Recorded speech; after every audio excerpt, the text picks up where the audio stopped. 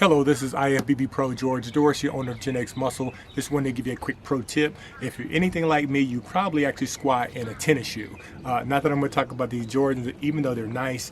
As you can see, there's no elevation in a tennis shoe. The weight is actually evenly distributed throughout the entire shoe, but I'm going to show you why this is a problem ergonomically, and I'm going to show you a quick tip that you can do, or a trick that you can do to actually correct this problem. More to come. Not that I'm showing Jordans today, but I do want to demonstrate how this functions when you put an actual plate under your feet when you squat. So what I have here is just a shoe. I'm going to stick the shoe on top of the plate. So normally the shoe would be like this, your heel would be like this, and the weight would be more on when you do a squat, it's actually more on the front part of your foot. What I actually do is put a weight here, and I actually do a squat on a weight. And what it does is it actually forces me to put the weight back on my heel a little bit more.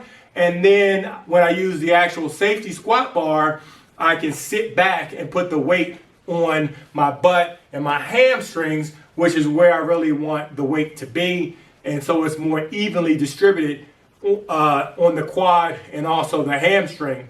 So when you see people who don't have any hamstrings and they have a huge quad, and the hamstring looks like it hasn't been worked in a while, that's mainly because when they actually do squats, and some people may have some huge legs, right?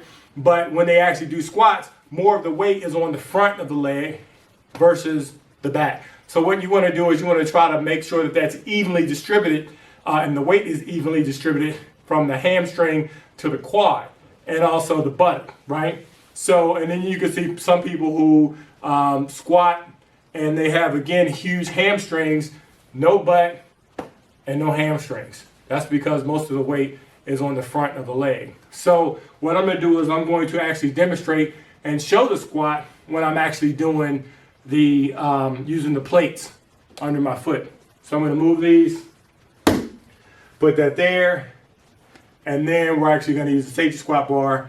So I'm going to have to flip the camera around just so you can see it. Thanks. So hopefully you can see from this angle me demonstrating this particular movement, and certainly watch the function, like how I actually function and move when I actually do this squat movement. So one of the key features of this movement is that instead of trying to put the weight on the front of my leg or on my knees, I'm actually going to break at the hip first. So when I actually squat, I break at the hip first, and then I go down. A lot of people, they break at the knees here. Let me see. They break at the knees first, right? And then if you can see, my knees are actually almost over my toes. And that's not a comfortable place for your knees to be. And it's going to cause some knee pain as you grow older, or even when you do it. So again, the movement is actually back. So when I squat, I actually squat back and then down. Right? Because again, I'm trying to put the weight on my hips and evenly distributed on my quads and on my hamstrings. So, I'm going to drop this camera and I'm just going to do a quick squat so you can see the movement from the side. I'm going to take these headphones off.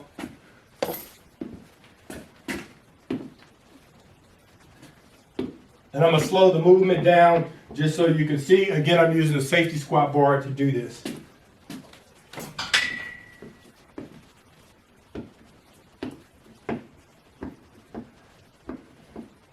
So as you can see, I feel the weight more on my hip versus on my knees.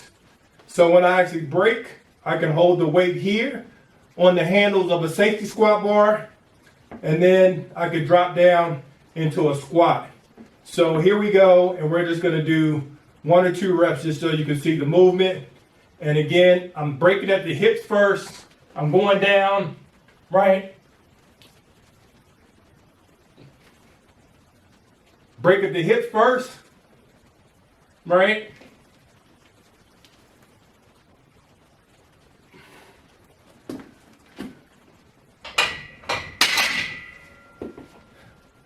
So hopefully you can see that the weight is actually more evenly distributed versus me standing flat-footed, and I'm having to lean backwards when I squat, right? And here I'm using the plates, pushes me a little bit forward. I sit back like I'm gonna sit down in a chair, and I break here at the hip first and put the weight on my hip. That's another tip from Gen X Muscle. Be safe.